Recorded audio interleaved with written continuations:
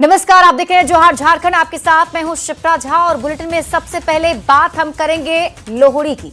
रांची में संक्रांति से पहले पंजाबी हिंदू बिरादरी की ओर से लोहड़ी जलाई गई और इस मौके पर रक्षा राज्य मंत्री संजय सेठ और बीजेपी विधायक सीपी सिंह मौजूद रहे।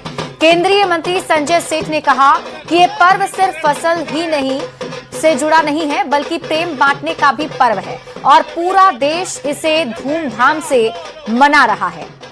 तस्वीरें आपके टीवी स्क्रीन पर आपको दिखा रहे हैं, जहां देखिए मकर संक्रांति से पहले पंजाबी हिंदू बिरादरी की तरफ से लोहड़ी पर्व का आयोजन किया गया था, जिसमें संजय सेठ शामिल हुए।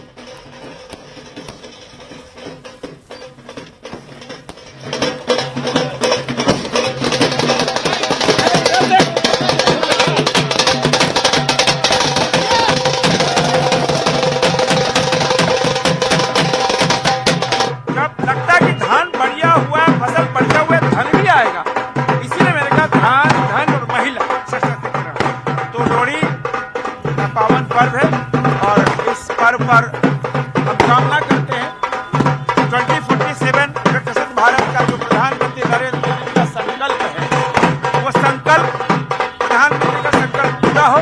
तो मैं ही समझता हूँ कि लोहड़ी पर्व एक ऐसा पर्व है जो आपस में सौहार्द का वातावरण बनाता है, समाज की जोड़ता भी है।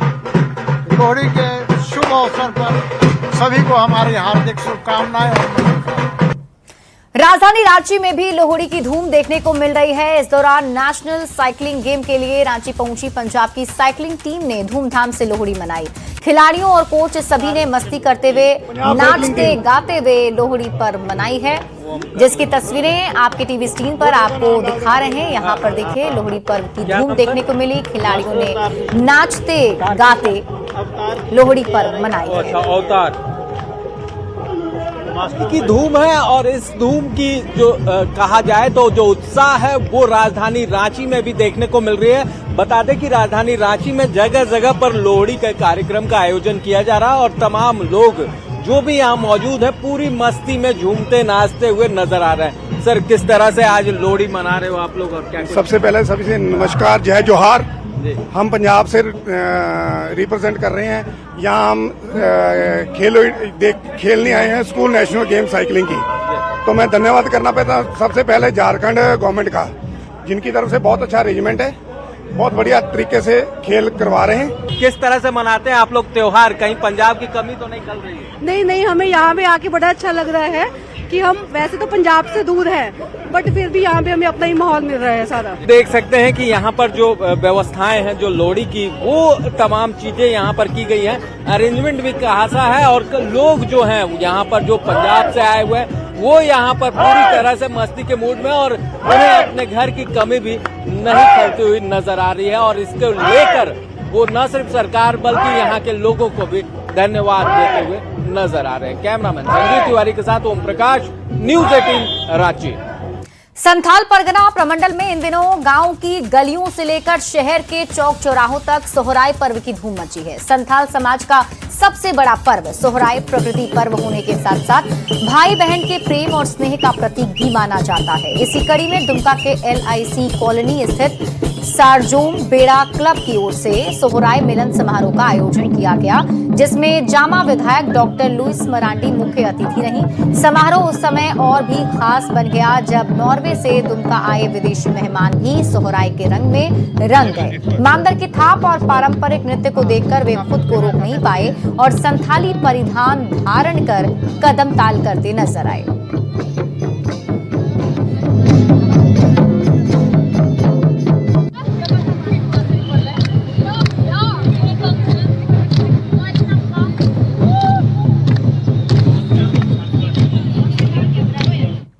रांची के मोरहाबादी मैदान में धूमधाम से टूसू महोत्सव मनाया गया। ढोल नगाड़ों की गूंज और टूसू गीतों की मिठास में पूरा माहौल सराबोर नजर आया।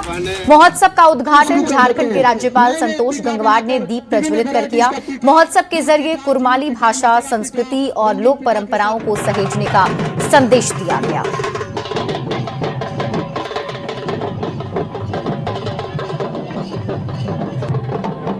और आज इस मौके पर जब राजा राम महतो जी हर वर्ष इस पर्व को मनाते, हम हर साल आते। और आज सौभाग्य है कि हम सब के बीच में हम सब के अभिभावक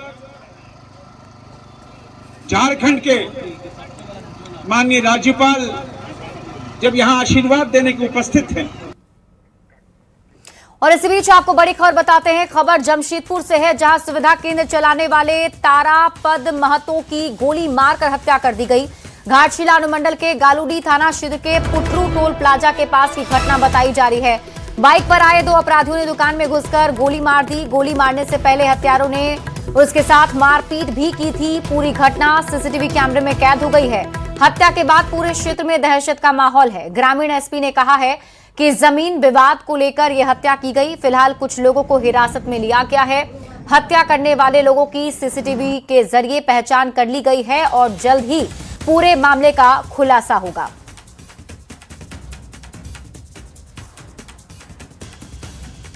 तारापद महतो नाम था जिसकी हत्या हुई है और ये एक सीएसपी केंद्र चलाया करता था। इसका जमीन का विवाद मूल कारण अभी तक हम लोगों को समझ में आ रहा है। 2-3 व्यक्तियों के साथ इसकी जमीन की एक लड़ाई चल रही थी। कुछ व्यक्तियों के द्वारा इसको पहले भी धमकी दी जा चुकी थी। उसी क्रम में इसकी हत्या की गई है और जो भी इसमें अपराधी शामिल हैं जल्दी हम लोगों को गिरफ्तार करेंगे।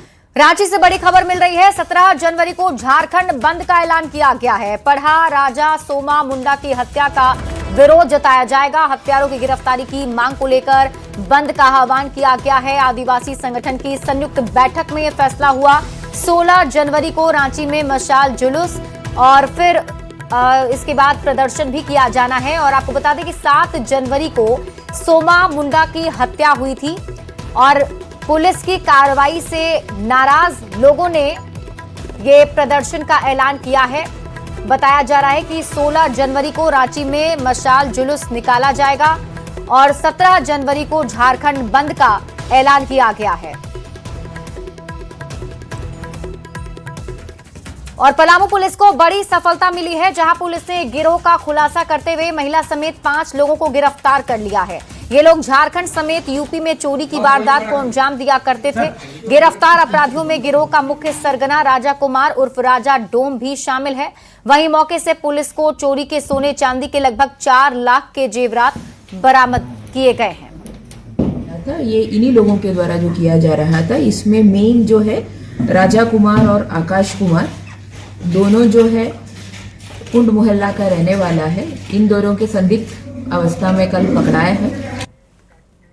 राजधानी रांची में अपराधियों का तांडव जारी है, जहां हिंद पीढ़ी थाना क्षेत्र में एक बंद घर को चोरों ने निशाना बनाया। चोरों ने घर में रखे कीमती जेवरात और नगद रकम पर हाथ साफ कर दिया। घटना की जानकारी मिलते ही पीड़ित ने हिंद पीढ़ी थाना में लिखित शिकायत दर्ज कराई। फिलहाल पुलिस मामले की जांच में जुट गई है और आसपास लगे सीसीटीवी फुटेज खंगाल रही है। मतलब शक हम लोग को दूसरा भी ना पड़े। और इसी बीच आपको सरायकेला से बड़ी खबर बताते हैं, जहां बेटे ने पिता की हत्या कर दी। टीजीएस के पूर्व कर्मचारी थे रामानाथ दास। दावली से वार कर पिता की हत्या कर दी गई। हत्या के बाद शव के पास ही बैठा था बेटा। हत्यारे बेटे को पुलिस ने हिरासत में ले लिया है। पूछताछ जारी है। जांच में पुलिस की टीम जुटी हुई है। गम्हरिया के टायो कॉलोनी की एक घटना बताई जा रही है।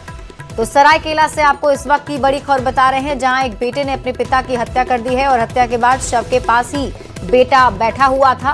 पुलिस की टीम ने हिरासत में ले लिया है। पूछताछ जारी है। रामानाथ दास रहते थे, जिनकी उम्र लगभग 55 वर्ष है और टायो के ही एम्प्लॉय थे। आज शाम लगभग 4:45 से उनके बेटे द्वारा उनकी हत्या कर दी गई है। अभी उनका बेटा कुछ बोलने की स्थिति में नहीं है, इसलिए हत्या का कारण अभी स्पष्ट नहीं है। और जब बोलने की स्थिति में होगा, कुछ पूछताछ हो पाएगी, तभी ही हत्या का कारण स्पष्ट हो पाएगा। और इसी बीच आपको रांची से बड़ी खबर बता रहे हैं, जहां ईडी के अधिकारियों पर केस दर्ज। रांची एयरपोर्ट थाने में शिकायत दर्ज की गई है। ईडी के 2 अधिकारी पर शिकायत दर्ज की गई। पीड़ित ने अधिकारी पर आरोप लगाया था। पूछताछ के दौरान मारपीट और अभद्र व्यवहार का आरोप इन अधिकारियों पर लगाया गया था। मामले की जांच में पुलिस की टीम जुटी हुई है। तो रांची से आपको इस वक्त की बड़ी खबर बता रहे हैं, जहां ईडी के अधिकारियों पर केस दर्ज किया गया है। रांची एयरपोर्ट थाने में शिकायत दर्ज कराई गई है। जानकारी के मुताबिक पीड़ित ने ईडी के अधिकारियों पर आरोप लगाया था मारपीट और अभद्र व्यवहार का। फिलहाल पूरे मामले की जांच पड़ताल जारी है।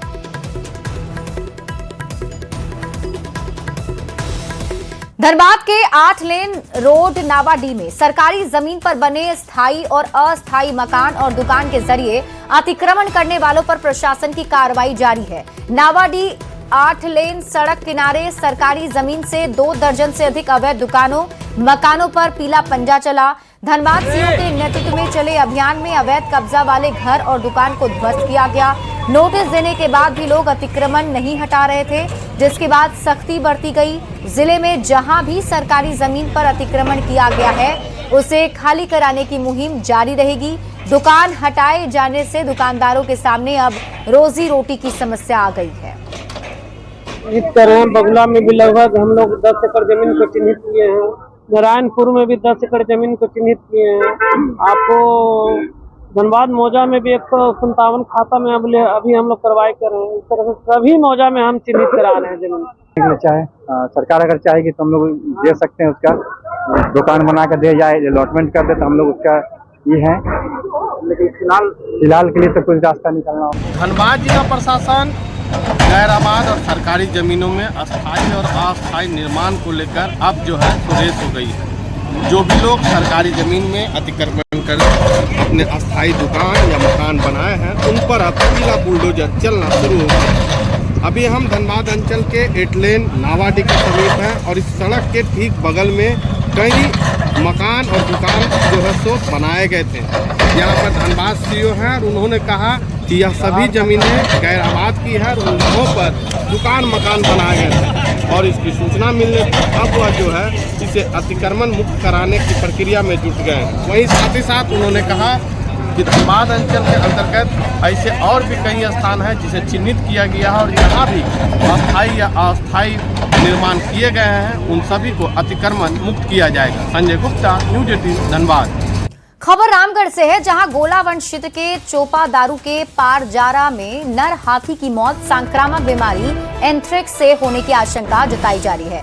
6 सदस्य वाली मेडिकल टीम ने हाथी का पोस्टमार्टम किया। उसके खून जमीन पर गिरे हैं, जिसके सैंपल को रांची के फोरेंसिक लैब भेजा जा रहा है। हाथी की उम्र 25 से 30 साल बताई जा रही है और इसके साथ घूम रहा दूसरा हाथी जंगल में मौजूद है, जिसकी तलाश की जा रही है। लोगों को हाथी के पास आने से रोका जा रहा है। आशंका है कि हाथी के पास आने से संक्रमण हो सकता है। अरे कैसे ब्लड आ गया इसमें? तो रामगढ़ के गोलावंश क्षेत्र के चोपा दारू में एक नर हाथी की मौत हो गई और वन विभाग लोगों को हाथी के पास जाने से रोक रहा है, लेकिन इसके बाद भी बड़ी संख्या में ग्रामीण हाथी को देखने, उसके दर्शन करने के लिए पहुंचे। कई ग्रामीण हाथी के पैर छूकर प्रणाम करते भी नजर आए। ये तस्वीर जो आपके टीवी स्क्रीन पर हम आपको दिखा रहे हैं, देखिए हाथी है जिससे दूर रहने के लिए कहा गया था, लेकिन लोग यहाँ हाथी के अंतिम दर्शन करने के लिए पहुंच रहे हैं। गोलावंश क्षेत्र के चोपा दारू में पहुंची, जहां पर नर हाथी की मृत्यु हो गई है और यहाँ पर देख सकते हैं हजारों की संख्या में लोग पहुंचे हुए हैं और यहाँ पर लोग देख सकते हैं बगल में गड्ढा भी किया जा रहा है जहाँ पर हाथी को दफनाने की तैयारी है। देख रहे हैं कि हाथी का पैर छू रहे हैं गणेश जी मान करके। वो देवता है, हम लोग को पूजा करते हैं, इसीलिए पूजा करते हैं। हाँ, तो इसीलिए पैर छू रहे हैं। पैर छू रहे हैं। आप लोग को कब मालूम पड़ा? आज सुबह में ही पता चला। अच्छा, कुछ लोग देख सकते हैं इस तरफ में अभी भी हाथी को पैर छूकर प्रणाम कर रहे हैं। क्या देखने आए हैं आप? हाथी देखने आए हैं। अच्छा, ये गणेश जी को देखने आए हैं। हाँ, गणेश आप लोग प्रणाम भी कर रहे हैं गणेश जी? प्रणाम भी कर रहे हैं। आप लोग पूजा करते हैं ना? हाँ, पूजा करते। अच्छा, आपका क्या नाम है?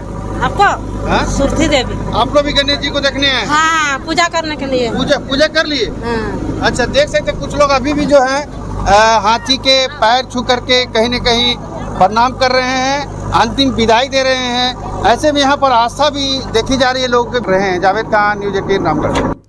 देश की सबसे कठिन और प्रतिष्ठित परीक्षा में शामिल यूपीएससी की इंजीनियरिंग सर्विस परीक्षा में साहिबगंज के अविनाश वर्मा ने 6ठा स्थान हासिल कर जिले के साथ झारखंड का नाम रोशन किया है। सकरूर गढ़ में साधारण और आर्थिक रूप से संघर्षरत परिवार से निकलकर अविनाश ने ये मुकाम हासिल किया है। उनके पिता रवि वर्मा पोस्ट ऑफिस में कलेक्शन एजेंट हैं। सीमित संसाधन के बाद भी अविनाश ने सपनों को जिंदा रखा और पढ़ाई के दौरान ही गेट परीक्षा पास की।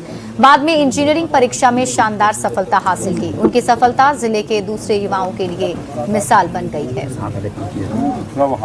मेरा इसमें मानना है कि संसाधन, सीमित संसाधन एक नई तरह की आग और ऊर्जा आपके अंदर उत्पन्न करती है, जिसके तहत भले ही आपके पास संसाधन बहुत सीमित हो, लेकिन उन्हीं चीज़ का बेस्ट वे में यूज़ करके आप जो best of the best positions available है उसके लिए आप कम्पीट कर सकते हैं। पढ़ाई ही वो रास्ता है। मुझे ऐसा लगता है कि आप कितना भी लिमिटेड रिसोर्सेस आपके पास रहे ना, पढ़ाई वो जरिया है कि आप सभी बंधनों को तोड़ करके, सभी रिश्ते नाते को तोड़ करके आप एक ऐसा मुकाम अपने लिए हासिल कर सकते हैं जिसके बाद दुनिया आपको सलाम करेगी। हम अपने बेटा के कामयाबी पर बहुत खुश हैं। मेरा बेटा बचपन से ही बहुत मेहनत, बहुत लगनशील था और हम जानते थे कि एक न एक दिन मेरा बेटा बहुत बड़ा चीज़ हासिल करेगा और इसके पीछे बहुत ज़्यादा ध्यान दिए हम लोग सब मिलके। 5 बजे भोरे साइकिल निकाल लेते थे। अब मठिया जहाँ भी जाने को होता था हम 7 बजे तक मैंने पार्टी से पैसा लेकर हमको घर आ जाना है। संघर्ष तो इन लोग को, दोनों भाई को हम 2010 से बाहर रख रहे हैं। और इस वक्त की बड़ी खबर आपको बताते हैं। वियतनाम में बजा झारखंड का डंका। पावर लिफ्टिंग में पूनम मिश्रा ने गोल्ड जीता है। World raw power lifting championship में जीत दर्ज की है। 2 गोल्ड के साथ स्ट्रॉन्ग वुमेन ऑफ वर्ल्ड बनी है। बेंच प्रेस और ओवरऑल चैंपियनशिप में जीत मिली है। पावर लिफ्टिंग टीम की सदस्य हैं रांची की पूनम। वियतनाम जाने से पहले पूनम मिश्रा ने न्यूज 18 से खास बातचीत भी की थी।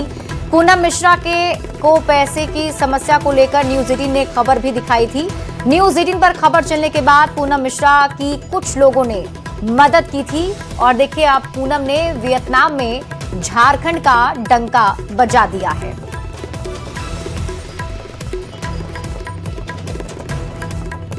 विश्व आर्थिक सम्मेलन 2026 में पहली बार झारखंड की उपस्थिति कई मायनों में अहम है।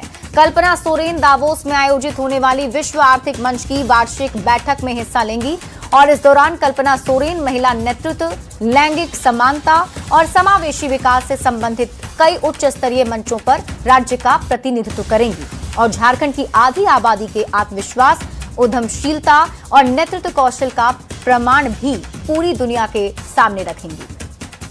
झारखंड के दौरे पर पहुंचे ऑस्ट्रेलिया एग्रीकल्चर काउंसलर किरण करामिल ने आज कृषि विभाग और मंत्री शिल्पी नेहा तिर्की के साथ महत्वपूर्ण बैठक की। इस बैठक में पशुपालन क्षेत्र में ऑस्ट्रेलिया की अत्याधुनिक तकनीक को झारखंड में अपनाने पर विस्तृत चर्चा हुई है।